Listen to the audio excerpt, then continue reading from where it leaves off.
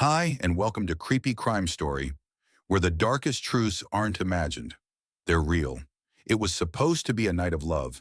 Instead, the house went silent and stayed that way. On the morning of February 15th, 2025, a neighbor on Sycamore Avenue in Charlestown, Indiana, glanced up from his driveway and noticed something that felt wrong.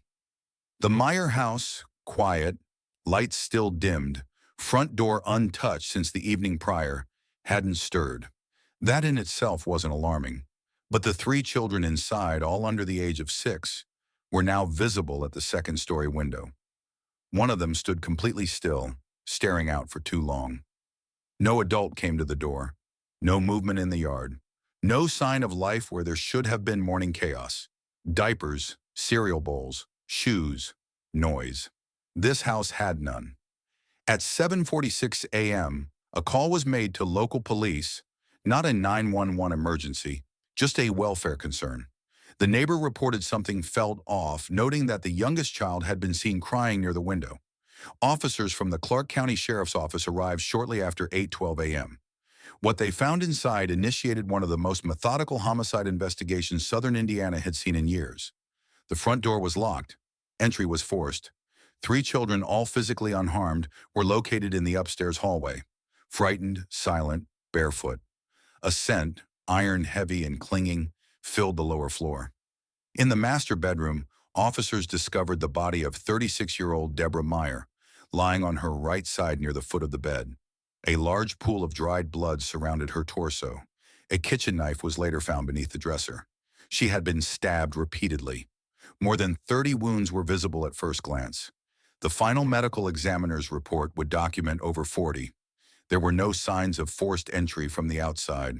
No ransacked drawers. No overturned furniture in the living areas. The dining table had been set. 2 wine glasses. A candle partially burned through.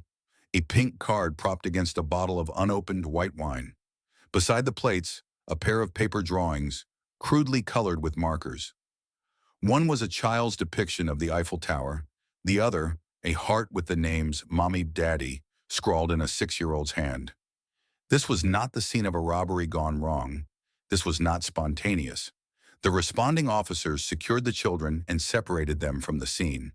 Inside the master bedroom, the body had already begun early stages of lividity and rigidity. Deborah's wounds were deep and concentrated, clustered around the chest, with defensive cuts along the forearms and one visible contusion along the jawline. The medical examiner later estimated time of death between 1:30 a.m. and 3:00 a.m. The victim's husband, 34-year-old Taylor Meyer, was located on the premises, sitting on the laundry room floor, partially clothed.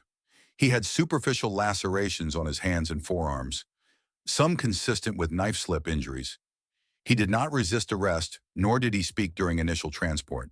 Inside his pockets were 2 items: Deborah's cell phone and a printed dinner receipt from a local Japanese restaurant, time-stamped 6:12 p.m. the night prior.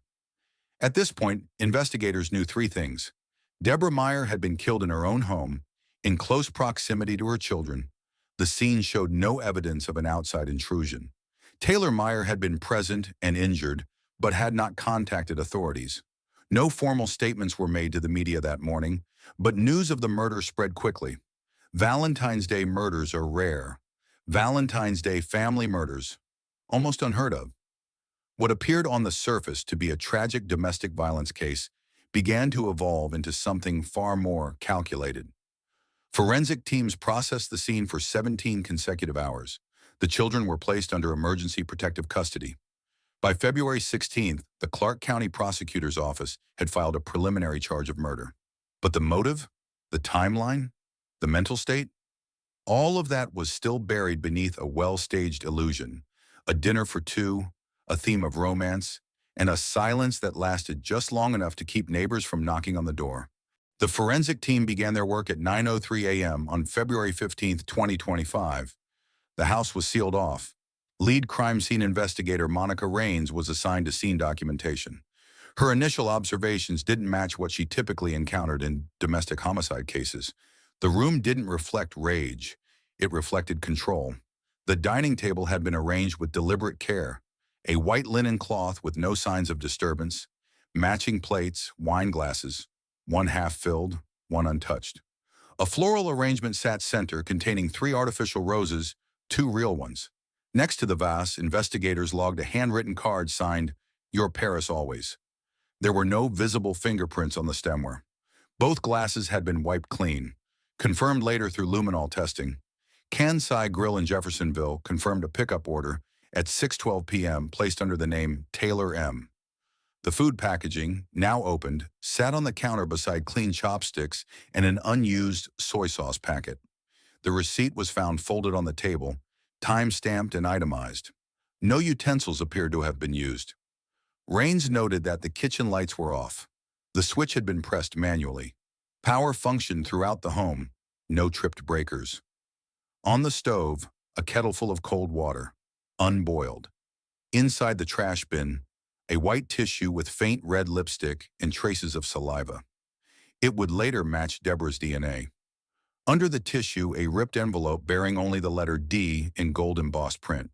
The matching card was recovered near the bedroom hallway, creased, no writing inside. Investigators tagged all entry points, front, back, garage. No pry marks, no signs of forced manipulation. All locks were functional. The alarm system had been disarmed manually at 5:55 p.m. on February 14th. According to the home's integrated security log, the system had not been rearmed. In the living room, 3 drawings were taped to the wall at child's height. 2 were labeled Paris Night. 1 included stick figures labeled Mommy and Daddy. Investigators collected these not for evidence, but to document pre-event context. It confirmed there had been planning, likely involving the children, earlier that day. More critical, however, was what wasn't there. No surveillance cameras inside the home, no smart doorbell, but a neighbor 2 houses down had a ring system angled slightly toward the Myers driveway.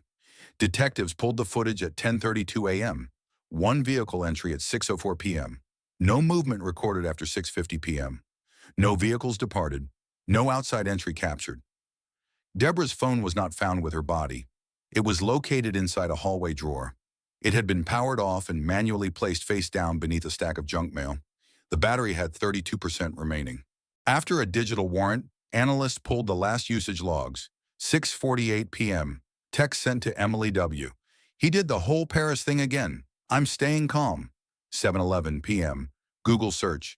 "How to talk through conflicts safely." 7:16 p.m. Screen inactive. 1:48 a.m. Phone powered off manually. No facial or fingerprint unlocks recorded since. Investigators cross-referenced the home's smart thermostat data. At 6:30 p.m., the temperature was raised 2 degrees. At 2:01 a.m., the setting was lowered by 5. Someone had made adjustments. The system logged the user as Taylor's iPhone. The initial forensic sequencing pointed to a deliberate timeline. Between 6:15 and 7:15 p.m., preparations were completed. Between 7:30 p.m. and 1:30 a.m., the digital trail went cold.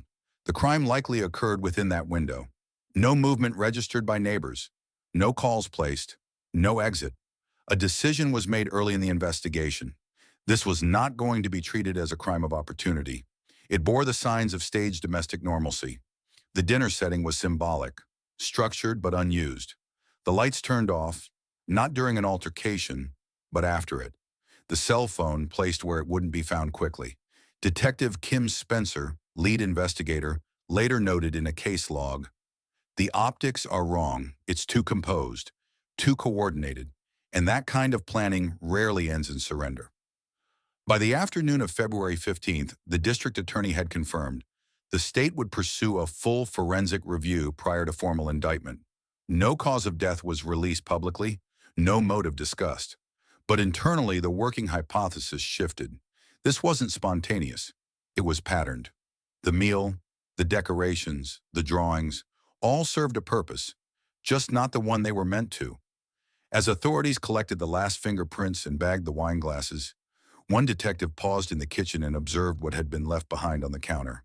A folded napkin embroidered with the letter M, clean, unused. The Clark County Coroner's Office released the full autopsy report on Deborah Meyer on February 18, 2025, 3 days after her body was found in her Charlestown home. The document spanned 16 pages, but one sentence stood out. Cause of death, multiple sharp force injuries, consistent with sustained, focused attack. There was no ambiguity. Deborah had not died quickly. She had not died in her sleep. And most importantly, she had not died without a struggle. The forensic pathologist assigned to the case, Dr. Meredith Allen, conducted the postmortem at 6:20 p.m. on February 15th. Deborah's body, recovered in a semi-lateral position near the foot of the bed, showed clear evidence of pre-mortem trauma. There were 42 stab wounds recorded. 17 of them were concentrated in the chest. 8 were located along the left rib cage, angled upward, indicating a low to high trajectory. At least 5 wounds had perforated vital organs, including the right lung and pericardial sac. Of equal forensic weight were the defensive injuries: deep lacerations across both forearms, minor fractures in the second and third digits of her left hand, and a linear bruise along the outer jaw consistent with blunt force, likely from a hard object such as a wine bottle or heavy glass. Fingernail scrapings revealed tissue matter under both thumbs, suggesting Deborah fought back before she was overpowered. Toxicology came back clean. No alcohol, no narcotics, no sedatives. Deborah was sober, awake, conscious. She was not impaired, which meant she likely experienced the entire event with full awareness. The depth and angle of the wounds suggested variable pressure and intermittent targeting, starting with a blow to the head, followed by a flurry of rapid stabs, then slowing as the attack progressed. There were pauses, repositioning. The pattern aligned more with what experts call personal overkill, a term used when the degree of violence exceeds what is needed to cause death. That kind of overkill doesn't just happen. It implies motive beyond intent to kill. It implies emotion. But whose emotion? That remained open. Another finding complicated the timeline. The state of lividity and rigor mortis placed time of death between 1 hours and 3 a.m. However, the thermostat adjustment, logged digitally at 2:01 a.m., had occurred after Deborah would have already lost consciousness. The thermostat, remember, had been changed from Taylor's registered phone. This wasn't a small detail. It was an action that occurred after the critical moment. It was deliberate. It was logged. And it was cold. Meanwhile, the children, ages 2, 4, and 6, were placed under observation at Jeffersonville's Child Protection Unit. None had physical injuries. They were clean, dressed in pajamas, and had been sleeping in the same bed when police entered the home. Each was separately interviewed by a forensic child psychologist. Only the oldest child, a 6-year-old boy named Ethan, provided usable information. In a neutral tone, Ethan recalled waking up during the night to banging sounds and mommy yelling. He mentioned something broke, followed by quiet, really quiet, and later, Daddy sat in the laundry and didn't talk. He did not express fear in the traditional sense, but child trauma specialists noted signs of emotional shutdown, a defense mechanism common in children exposed to extreme domestic violence. Ethan's statement, while not usable as legal testimony, provided important contextual clues. Most notably, the incident happened late into the night. The children were awake at some point, and no adult called for help. That absence, the lack of any emergency call, scream audible to neighbors, or effort to obtain help, was noted repeatedly in the internal investigation logs. According to Dr. Allen's preliminary conclusions, Deborah could have survived for several minutes after the first critical injury. If medical aid had been called within the first 2 minutes, survival might have been possible. That never happened. In parallel, detectives obtained a second digital warrant, this time for the Meyer household's smart speaker logs. The system had recorded a voice command at 12:58 a.m., "Play wedding playlist." The device responded by playing a publicly accessible Spotify list titled Our 2017. The final song on the list, "Come Away With Me" by Norah Jones, played for exactly 3 minutes before manual stop. This was now more than a timeline. It was staging, not just murder, but a scene built to evoke something else, something artificial. Investigators noted that none of the house's digital devices, smartphone, thermostat, speakers, had been used after 2:10 a.m. After that, complete digital silence. Nothing more until officers arrived. In towns like Charlestown, crimes like this are more than just acts of violence. They restructure everything: the logic of the family, the meaning of home, the trust in ordinary routines.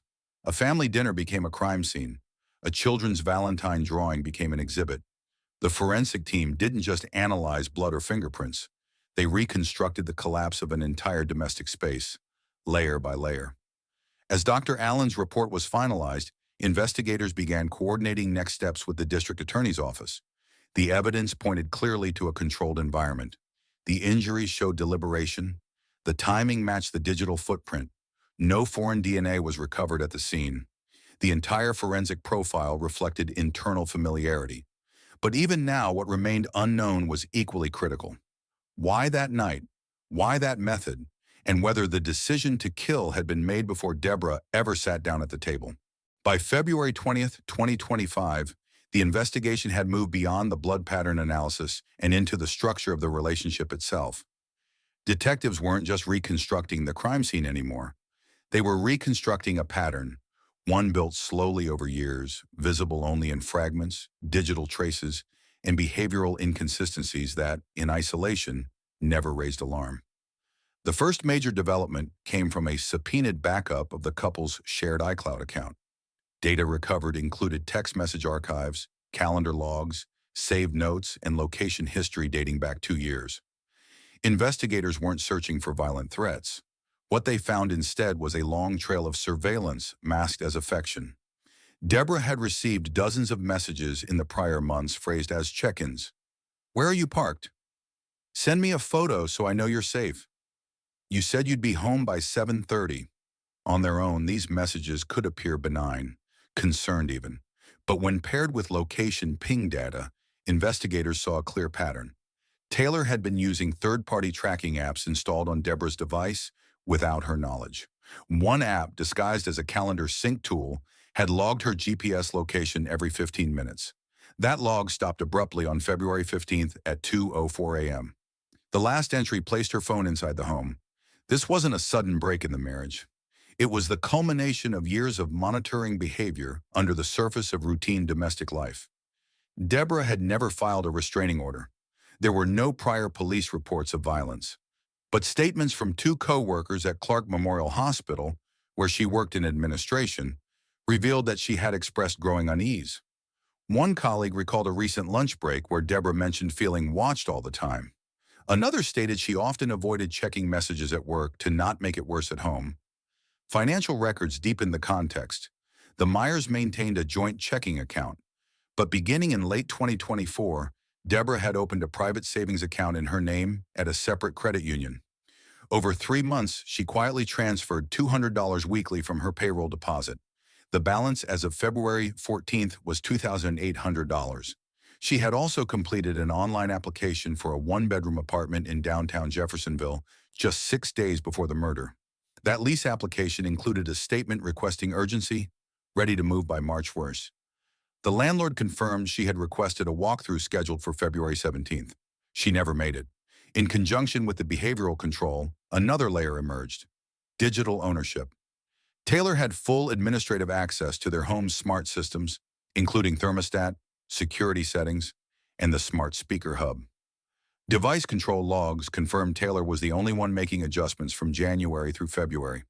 Deborah's devices were often locked out or overridden. Detectives labeled this pattern environmental dominance, a term used when a partner exerts control over the shared space in daily systems, reinforcing psychological dependency without overt aggression. What made it significant in this case was the alignment between that pattern and the crime itself. Deborah died in the very environment she had begun to navigate around. The system, digital and personal, was not just a part of their marriage. It was used in her final hours. A forensic psychologist attached to the case drafted an early behavioral profile. It did not cite mental illness. There were no signs of delusion or psychosis in Taylor's digital history, writing, or public behavior. Instead, it noted compulsive tendencies, elevated possessiveness, and calculated behavioral framing. There was no recorded violence before February 15th, but there was digital leverage, financial control, social isolation, and evidence of premeditation in how the household functioned. The system wasn't chaotic, it was closed, managed. On February 22nd, law enforcement executed a search warrant at a secondary storage unit rented by Taylor Meyer under his own name. The unit, located 10 minutes from the family's home, contained several sealed bins marked personal. Inside one of them, detectives found a printed journal, over 80 pages of entries dating back to 2023. The contents weren't rants or manifestos, they were affirmations. She is mine. We are a unit. Nothing and no one replaces loyalty. While not illegal, the tone raised concern. Detectives flagged it not as motive, but as reinforcement of entitlement, a term often used in coercive control investigations. Meanwhile, the DA's office received copies of the full financial records and iCloud logs. A preliminary hearing was scheduled for March 18th. The defense had not yet entered a formal plea, but investigators noted that Taylor had declined to give any statement during post-arrest interviews. He invoked his right to counsel immediately. Since then, no communication had been made. As public attention on the case grew, domestic violence prevention groups began referencing the Deborah Meyer case in seminars, noting the hidden indicators. GPS tracking without consent, restricted access to home systems, and preemptive financial concealment. They weren't calling this a crime of passion. They were calling it a breakdown of power boundaries, one that escalated in a house where silence had always been expected. The children remained under protective supervision. Psychological assessments reported signs of trauma, but no direct verbal disclosures. They had not yet been returned to extended family. By the end of February, the case had evolved from homicide investigation into a larger portrait of unseen coercion. And within that portrait, the Valentine's dinner, with its wine glasses, quiet playlist, and symbolic decorations, no longer looked like romance. It looked like reinforcement. One last attempt to control the story before the structure collapsed. In the hours between Deborah Meyer's death and the discovery of her body, the most telling evidence didn't come from bloodstains or fingerprints. It came from timestamps, metadata buried in deleted images, smart device logs, and wireless activity that didn't disappear when the phone screen went dark. Investigators had already confirmed the approximate time of death, between 1 and 3 a.m. on February 15, 2025. But what they needed next wasn't confirmation of when Deborah died. They needed to know what was done afterward, and by whom. The digital forensic unit recovered data from two sources: the Meyer home's Wi-Fi router logs and the recovered iPhone found powered off inside a drawer in the hallway. When reactivated under forensic conditions, the phone immediately synced to cloud servers, revealing a deleted photo in the recently purged cache. The image showed Deborah's body, taken from waist level, dimly lit. It was time-stamped 2:41 a.m. The photo had not only been captured, but also uploaded to a cloud messaging thread via iMessage. The recipient was saved under the contact name Emily. Detectives tracked the number. It belonged to a co-worker of Deborah's. She confirmed receiving the image and a single message that followed. "Your fault." She hadn't responded. She had shut off her phone, panicked, and later contacted an attorney. It was only when detectives came to her apartment that she admitted what had been sent. She had no personal relationship with Taylor. She had never met him in person. In addition to the image, the digital forensics team found 2 Google searches conducted on the device's Safari browser shortly after the photo was taken. What happens if someone dies and kids are present? How long before someone is declared dead without a call? These searches weren't visible in the active browser history. They had been erased but were retrieved through system-level recovery tools. This wasn't someone panicking. This was someone calculating. The phone was manually powered off at 2:48 a.m. From that point on, all activity ceased. No texts, no app use, no outbound calls. Investigators then turned to the Wi-Fi network.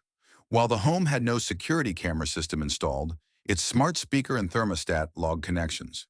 Between 1:03 a.m. and 2:11 a.m., a single device labeled Taylor's iPhone connected and disconnected multiple times. One session lasted 13 minutes. During that window, the smart speaker was activated manually to play a specific playlist labeled our 2017, the couple's wedding year. Another key log. At 2:01 a.m., the house temperature was lowered by 5 degrees. The user ID attached to the change matched the administrator account, which belonged to Taylor. No one else had access credentials. This window between 1 and 3 a.m., already framed by physical evidence, now had a digital layer that matched the behavioral profile developed earlier. No signs of panic, no attempt to leave, no contact made with emergency services. At 3:09 a.m., the Wi-Fi router recorded a brief external ping from a second device. Investigators traced it to Taylor's work phone, which had not been used in days.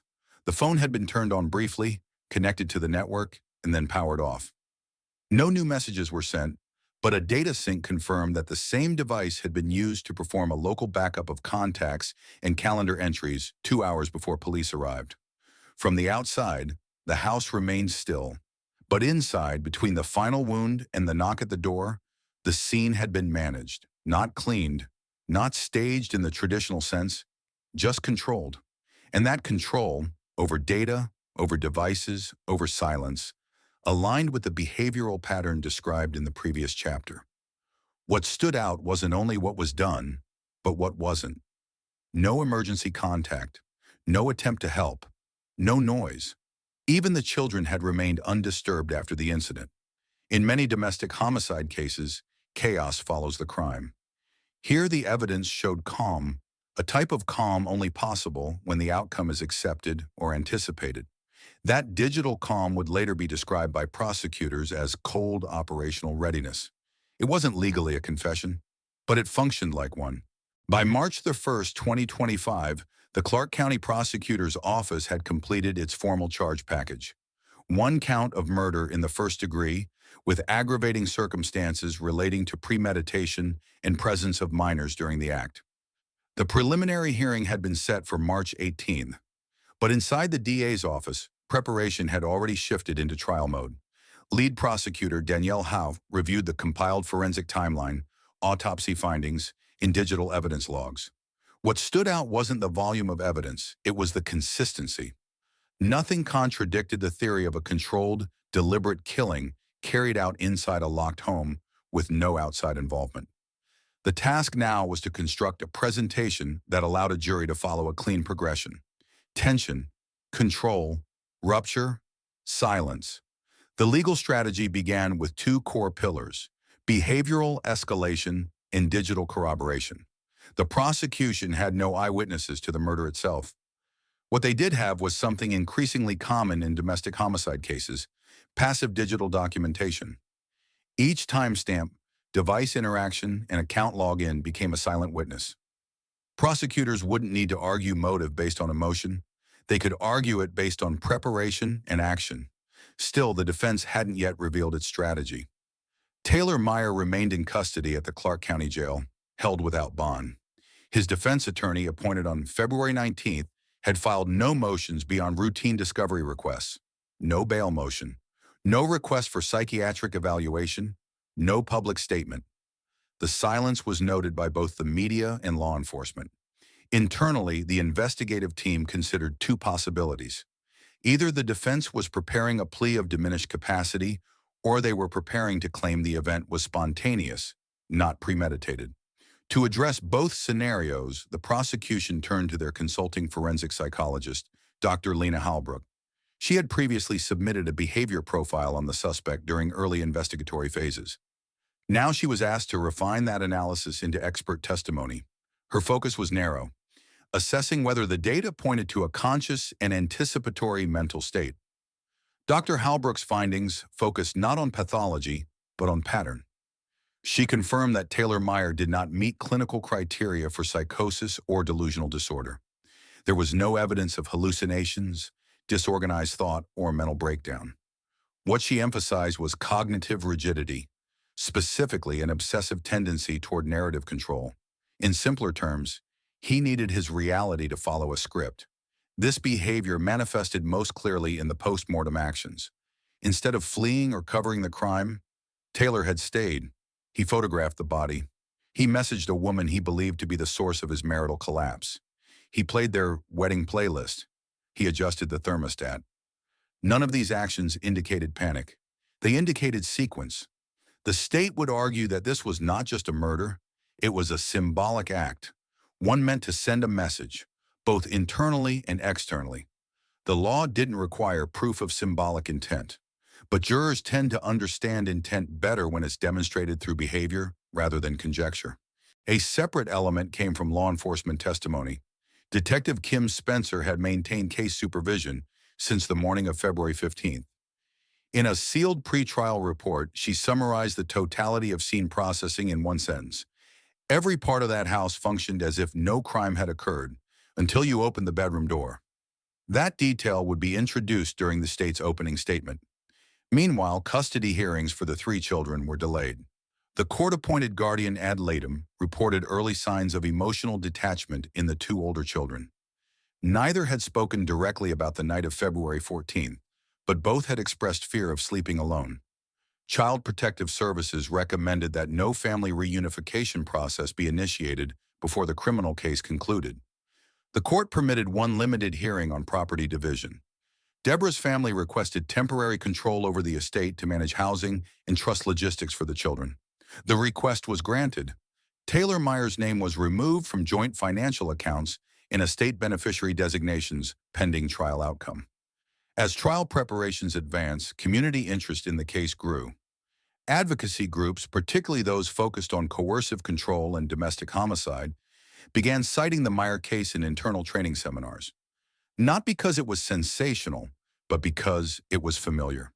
The flags, financial isolation, digital tracking, social withdrawal had all been present. They had just never been formally reported. That, perhaps more than any forensic sequence or behavioral profile, was what made this case resonate with investigators and victim advocates alike. The control had been invisible until it became irreversible. On the morning of March 18, 2025, the Clark County Courthouse opened its doors to a crowd far larger than usual.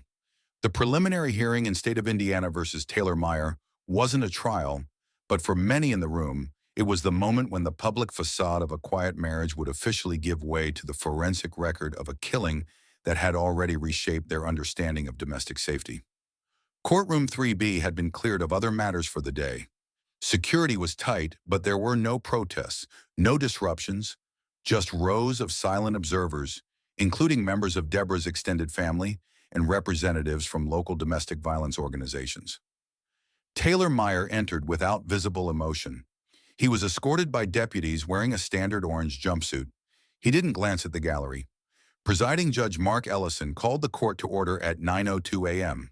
The proceedings began with the prosecution submitting the full evidentiary index, digital metadata, forensic pathology reports, Wi-Fi logs, and a certified timeline reconstruction spanning February 13th through February 15th. These items had been previewed in pre-hearing motions, but were now formally entered into the record. Lead prosecutor Danielle Howe opened with a direct statement. This is not a question of whether Deborah Meyer died inside that house. It's a question of what had already been set in motion before that night began. Her first witness was Detective Kim Spencer, who testified for 40 minutes. She presented a clean narrative of the discovery scene, clarified the evidence collection process, and addressed a key fact. No foreign DNA was found. The crime scene, she noted, showed no signs of forced entry, struggle in shared spaces, or exit. It was an interior containment event. Next came Dr. Meredith Allen, the coroner, who reviewed the autopsy findings. She confirmed the presence of defensive wounds, clustered chest injuries, and sequencing consistent with sustained attack. She did not speculate on motive. Her role was limited to physical cause and estimated time of death. The medical summary reinforced the prosecution's framing. Deborah was not ambushed in sleep. She was conscious. She resisted. The most critical portion of the hearing was the introduction of digital evidence, the deleted photo, the thermostat adjustments, and the phone's browser history. The prosecution entered screenshots, access logs, and cloud timestamps to establish that these actions occurred between 2 and 3 a.m. after Deborah had sustained fatal injuries. The metadata was explained without technical jargon, allowing jurors to follow a clean timeline. Crime, capture, upload, deletion. At 12:35 p.m., the court recessed for lunch. Taylor remained silent, seated between his two attorneys. He did not look at the screen when the photo was displayed. Deborah's family left the room quietly before it was shown. After the recess, the defense presented its position for the first time. Attorney Michael Darden did not dispute the timeline or the authenticity of the digital logs. Instead, he argued that the actions following the crime did not inherently prove intent beforehand. His phrasing was specific. "We are not here to justify what happened. We are here to examine whether the law supports the charges filed." He requested that the judge consider reducing the charge to voluntary manslaughter, citing absence of a known trigger point but implying emotional volatility. He made no mention of mental illness or outside interference. The defense did not offer an alternate narrative of the night. They did not address motive.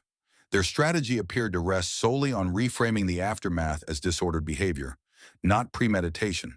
The prosecution responded immediately, citing prior behavioral control patterns and Deborah's leasing documents, which suggested anticipatory separation. They argued that Taylor's awareness of Deborah's intent to leave and his control over her schedule and devices was motive enough, and that his actions during and after the crime met all three statutory criteria for first-degree murder: intent, premeditation, and execution. By 3:48 p.m., the hearing concluded. Judge Ellison did not issue a ruling from the bench. He stated he would deliver a written decision on whether the case would proceed to trial within 5 business days.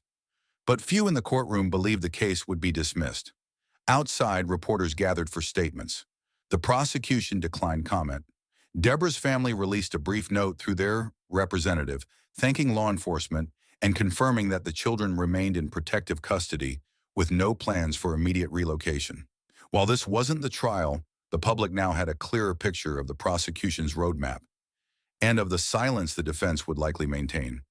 What had begun as a Valentine's Day homicide was by this point no longer framed as a moment of passion. It was framed as a series of decisions, and in the eyes of the law, decisions leave evidence. By early April 2025, the media coverage surrounding the Deborah Meyer case had shifted from headlines to commentary. The initial shock had faded, replaced by analysis. Yet the questions remained sharp, not because of what had happened, but because of how long it had gone unseen. Following the March 18th preliminary hearing, public access to the court filings confirmed the scope of evidence prosecutors planned to present. Dozens of pages outlined forensic logs, financial records, GPS data, autopsy findings, and behavioral reports. Taylor Meyer had entered a plea of not guilty, and the trial had been formally scheduled to begin on July 15, 2025. No motions to suppress evidence had been filed. No change in custody status had been requested. He remained held without bond. Outside the courtroom, the case took on a different life. Domestic violence advocacy groups began referencing the Meyer homicide in statewide training sessions, not as a rare act of physical brutality, but as a high-risk example of coercive control in plain sight. Her co-workers had seen signs. Her digital history showed isolation. Her private bank account, created quietly in November 2024, had signaled intent to leave. She had filled out a lease application, scheduled a walkthrough, texted a friend, "I just need to get through Valentine's." She never did. Clark Memorial Hospital released a statement in early April, launching an internal awareness campaign for employees, training staff to recognize subtle signs of psychological confinement and technology-based monitoring. The phrase digital stalking by a partner had entered common HR vocabulary. The Indiana Coalition Against Domestic Violence cited the Meyer case in formal lobbying materials that month, pressing for more robust legislation around digital abuse.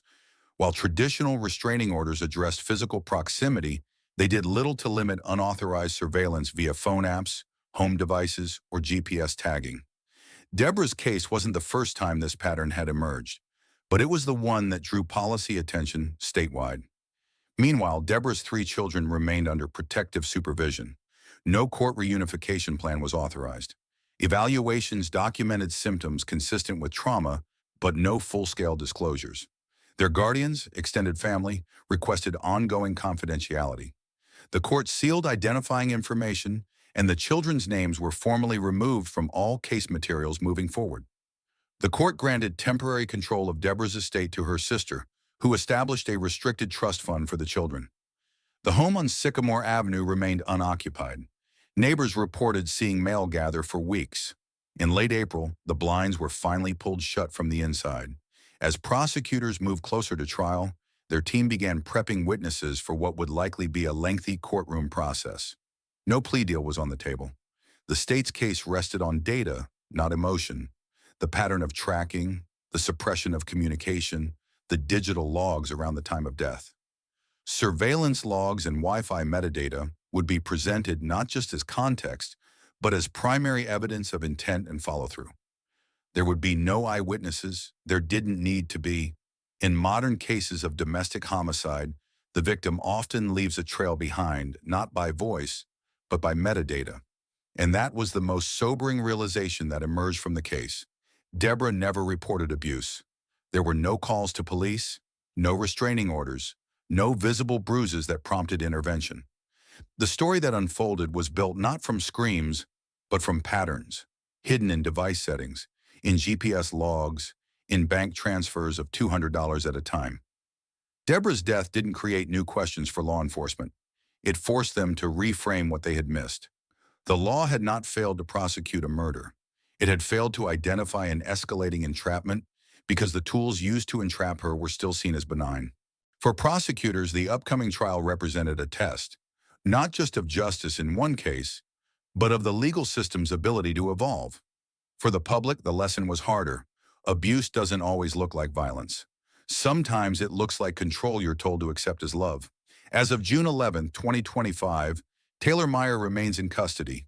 He has made no further statements, no interviews, no affidavits. He is scheduled to stand trial for first-degree murder in July 2025. The state intends to seek the maximum penalty allowed under Indiana law. In the end, Deborah's story didn't end in a scream, a struggle, or a call for help. It ended in silence. But it didn't stay there, because the silence left traces. The traces left structure, and the structure told a story that even the killer couldn't erase. I've told you this story not just to report a crime, but to remind you silence isn't safety. If someone controls your time, your choices, your freedom, they are not loving you. They are isolating you. And if you've ever seen subtle signs in someone's life, don't wait for bruises to speak up. Be the person who checks in, who notices, who believes. No one deserves to be remembered only by how they died. Deborah Meyer deserved to live, to leave, and to start over. Let that be the legacy we protect for others. If this story struck a chord with you, or even made you uncomfortable, I'd love to hear your thoughts. Did anything in this case remind you of someone in your life? Leave a comment. Tell me what state or country you're watching from. And if you didn't like the video, tell me why. What would have made it better for you? If you're new here and you find meaning in stories like this, real, raw, and necessary, then hit subscribe so you won't miss the next case. Your voice, your view, it matters here.